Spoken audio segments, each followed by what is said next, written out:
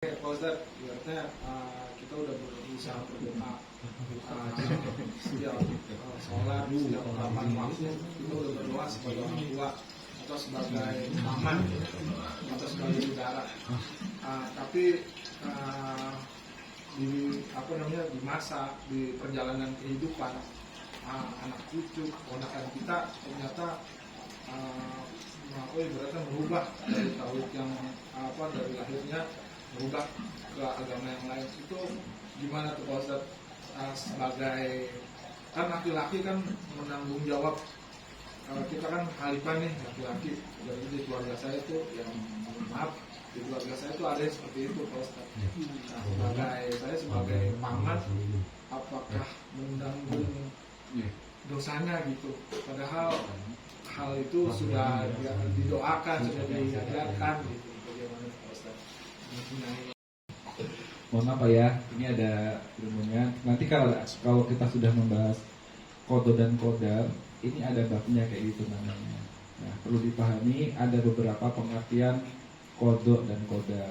Beberapa orang menyebut, beberapa ulama menyebut ketetapan baik, ketetapan buruk. Tapi beberapa ulama juga mengatakan bahwa makna kodo dan kodar, kodar sendiri itu artinya kadar suatu benda. Nah, makanya istilah kadar itu sebenarnya disadur dari bahasa kodar, yang artinya adalah kadar suatu benda. Contoh, kalau air itu sifatnya apa? Menghilangkan haus kalau diminum, betul. Nah, itu namanya kodar. Kalau api panas membakar. Nah, itu namanya kodar, Pak. Sama apalagi contoh yang lain coba. Kalau es dingin artinya apa? Sifat suatu benda itu kodar ya. Nah, begitu bahasa seperti tadi itu masuk ke ranah kodo. Kodo itu berarti artinya ketetapan Allah. Nah, nanti nyambung situ bentar Pak ya. Bentar.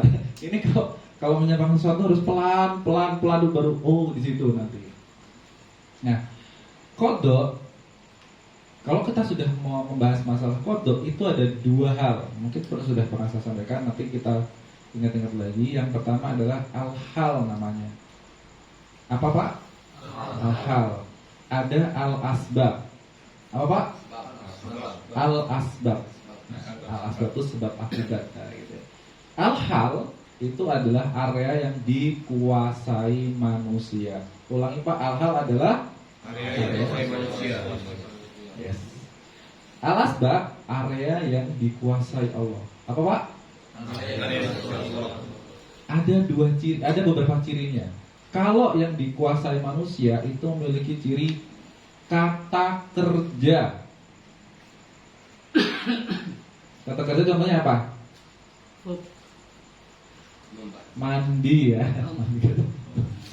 Mandi apalagi Pak? Kerja. Oke, kerja.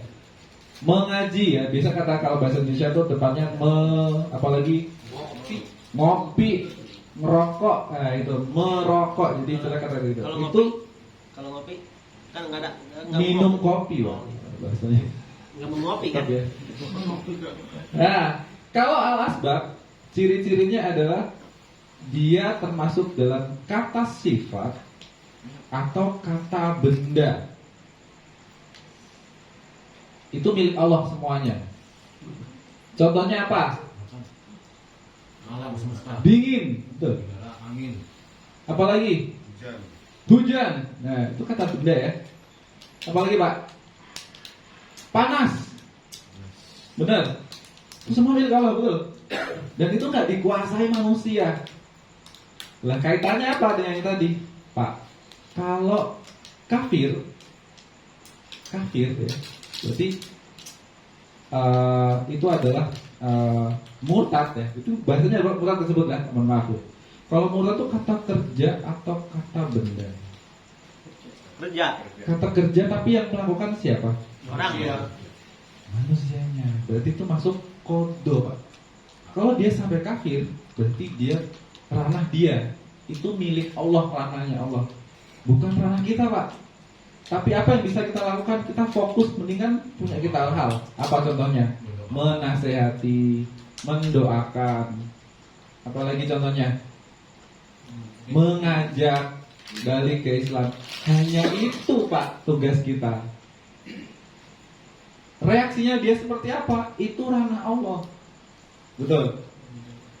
Dan kita tidak dihisab. Karena yang dihisab itu yang kita lakukan. Ya. Jadi kalau misal ada orang berjudi, kewajiban kita apa? Mengingatkan, kata kerja lagi. Tapi reaksi dia apa? Marah. Berarti itu milik siapa? Milik Allah. Tapi kalau kita diam saja, kita kena hisab karena sudah membiarkan. Ya. Jadi ranah kita yang asal tadi itu kena hisab. Yang paling penting adalah bagaimana reaksi pertama kita saat kita menyampaikan informasi tadi. Bahwa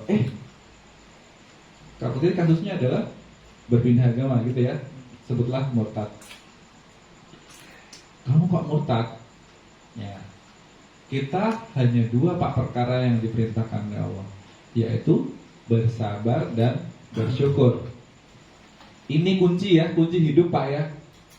Jadi hanya dua yang diperintahkan Allah kepada kita, bersabar atau bersyukur pada kondisi apapun. Kalau kita tahu saudara kita, teman-teman kita murtad, berarti kita harus apa? Itu termasuk musibah atau kesenangan? Kalau saat musibah berarti kita harus bersabar. Ya, nanti dia kembali lagi, kita berarti harus bersyukur. Jadi cuma itu Pak ya. Jadi nggak ada istilah ngeluh, marah-marah, itu nggak ada perintah Allah kayak gitu. Oke Pak, paham maksud saya ya? Jadi bagaimana melakukannya? Tugasnya hanya menyampaikan, mengingatkan, mau aja. Tapi reaksi dia itu ranah Allah. Ya, masalah dia mau balik lagi kita, masalah dia mau lanjut ke dia, itu ranah Allah Pak. Lakukan yang kita bisa, maksimalkan. Nanti ada ilmu lagi namanya tawakal, ada lagi namanya hidayah, dolalah. Nah, sabar itu dulu, poinnya itu dulu. Pak, jadi banyak kan siapa? Ya, tapi coba, mohon maaf ya. Itu jawabannya dan saya tambah ya Pak. Di Al-Quran itu ada ayat, innaka lam tahdi man ahbabta walakinallaha yahdi may yasha. Kamu tuh nggak bisa kasih hidayah sama orang yang kamu cintai, tapi Allah lah yang kasih hidayah kepada orang-orang yang dikehendakinya. Jadi walaupun kita sayang sama anak-anak kita, sama ponakan kita, saudara-saudara kita nggak bisa kasih hidayah sama mereka. Kita cuma bisa berusaha ya, mengingatkan, mendoakan, berusaha. Jadi jangankan kita, Nabi Muhammad saja tidak bisa memberikan hidayah kepada Abu Thalib. Tidak bisa memberi hidayah kepada yang lain, Abu Jahal, Abu Lahab, Abu Sufyan. Abu Sufyan akhirnya masuk Islam. Tapi beliau tidak, yang sangat beliau sesalkan adalah pamannya yang namanya Abu Thalib. Abu Thalib kenapa? Karena beliau itu sangat menjadi tameng ya, jadi bentor perjuangan Nabi. Beliau sangat melindungi, menolong, membantu, memfasilitasi perjuangan Nabi. Ketika Nabi minta, ya paman, tolong ucapkan la ilaha illallah. Di situ ada Abu Jahal, ada Abu Lahab bilang apa? Abu Thalib, apakah engkau mau meninggalkan ajaran nenek moyang kita? Di situ kemudian dia goyah, sampai akhirnya dia mati dalam keadaan kafir. Dan apa siksanya buat Abu Thalib yang sudah dijanjikan Allah? Diambil kerikil dari surga Pak, ditaruh di bawah telapak kakinya Abu Thalib, dan karena itu kemudian otaknya mendidih.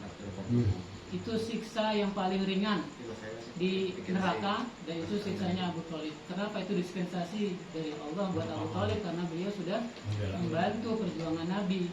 Tapi begitu seringan dengan siksa juga Pak kayak gitu Pak. Alhamdulillah min dzalik Pak. Jadi seringannya kayak gitu, yang dasarnya kayak apa nggak terbaik. Jadi intinya itu ya Pak. Ya, yang pertama itu kaitannya sama takdir. Jadi kalau memang sudah ditakdirkan dia mati dalam keadaan bukan Islam, ya pasti terjadi begitu. Dan maka kita banyak-banyak berdoa lah. Semoga kita semuanya dimatikan dalam keadaan muslim, dalam keadaan husnul khatimah. Kemudian tadi ya memang hak kasih hidayah tuh haknya Allah. Kita nggak bisa ngasih hidayah bahkan sama orang yang kita cintai, apalagi sama orang lain. Wallahu a'lam. Pak Denny.